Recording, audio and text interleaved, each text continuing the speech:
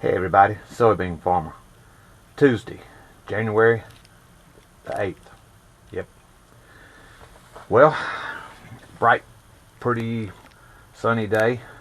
You can actually see, well, I don't know whether the glasses can see it or not, but I can actually see the moisture coming up out of that ground with the bright sun hitting on it.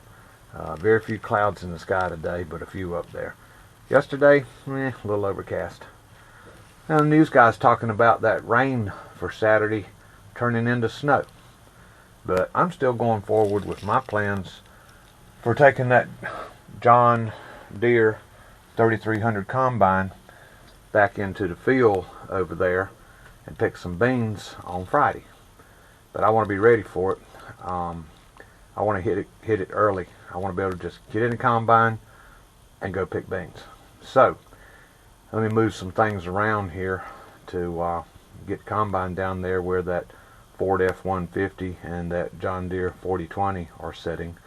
So I'll have it right next to the shop where all the service tools are at. And the first thing to do is move this Ford F600 so I can get the combine out from under the shelter. Alright.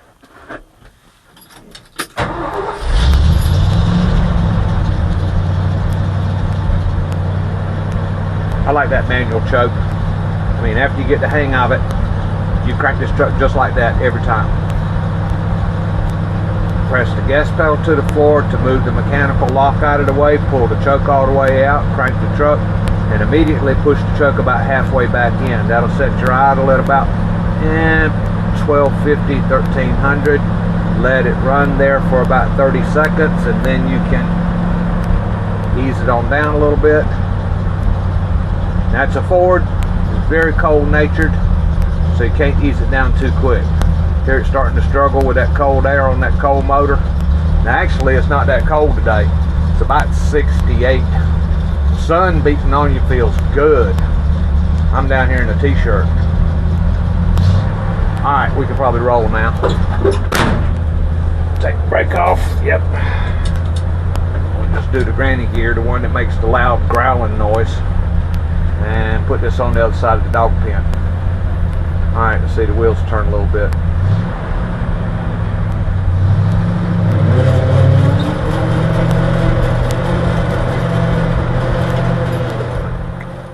Start procedure on this thing. It's got an automatic choke. So you press the gas pedal to the floor once, that sets the linkage. Press it one more time just to give it a squirt of fuel. And it cranks. Let it sit there for a minute.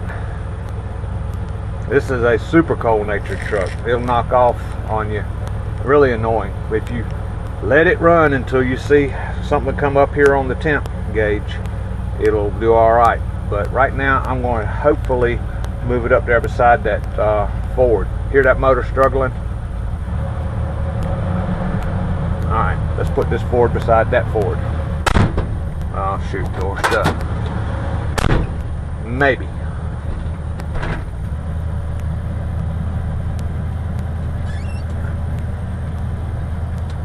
Now, last year, I got broken from a really bad habit. And that bad habit was walk out here and look on the ground and say, well, it ain't a big oil spot, so it must have oil in it. That is one poor, sorry way to check the oil in a crankcase. What I learned was, on this lift pump, if that diaphragm back there gets a hole in it, that fuel sitting up in this tank will gravity feed right down through here and right into that crankcase. And I ended up with right at 7 gallons total. It's supposed to be 3 gallons of oil. I had about 4 gallons of diesel in it. I almost ruined this motor. I caught it just in time. There's video on all that. But now, the new start crank procedure on this tractor is you unscrew this thing. This is the check dipstick for the crankcase oil. You pull it out and you look at it and go, yep, that's normal, in between the marks. Alright, then you put it back in. Yeah, almost lost this tractor. Ruined that motor. It would have been bad. But caught it in time. Fixed the lift pump. Changed the crankcase oil. Changed it, ran the tractor about 15 minutes, and then changed it again to get all that diesel out of there. I hate this top. This thing is a binder top. You want to check it, make sure it's on, because you don't want it to blow off. Start procedure on this thing. yank the steering wheel. It does something to do with taking the hydraulic pressure off of the power steering. Push throttle up, slap the park, say go.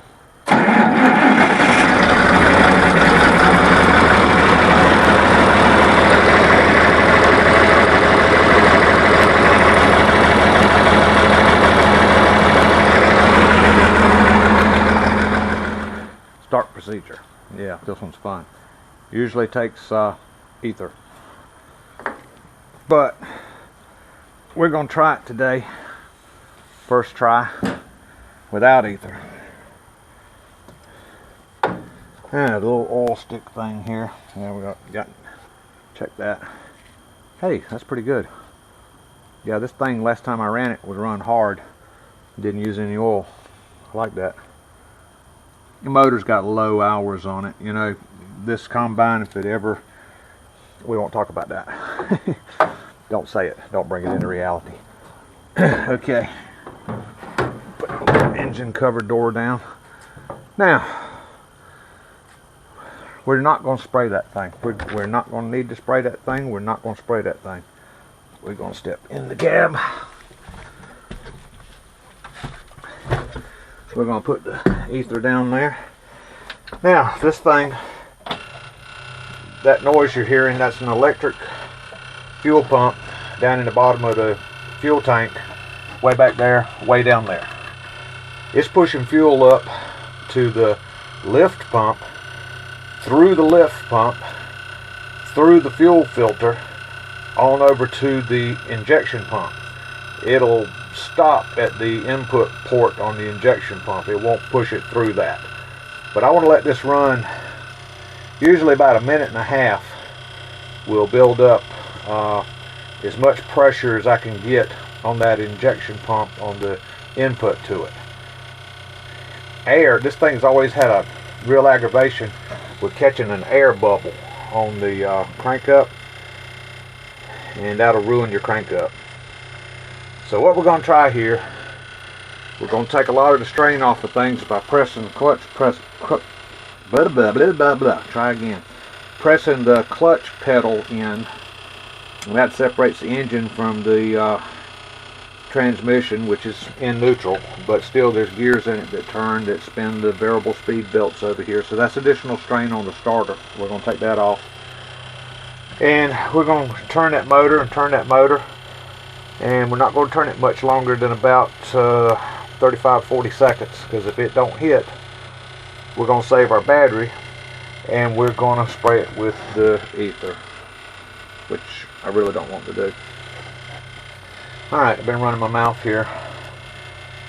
I guess we're getting close. Let's give it another little bit amount of time. Beautiful day. Won't get this down to the shop. Okay. Combine's basically clean. I cleaned it up. It was raining so much here. If you leave soybean dust on a combine and it gets wet, it turns into a real sticky, cakey mess and holds that moisture against the metal of the combine, which causes a bunch of rust. And rust is your enemy. Alright, let's give it a shot. Let's see. Clutch pedal down. I'm in neutral. Some throttle stuff here. Go, baby, go.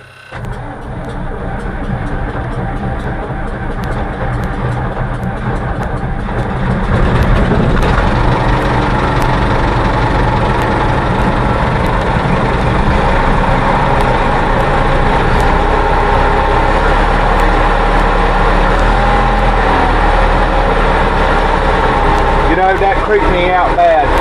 You saw that little light right there? That's the idiot light telling you that the alternator is not putting out. And I was thinking, that's just not going to happen.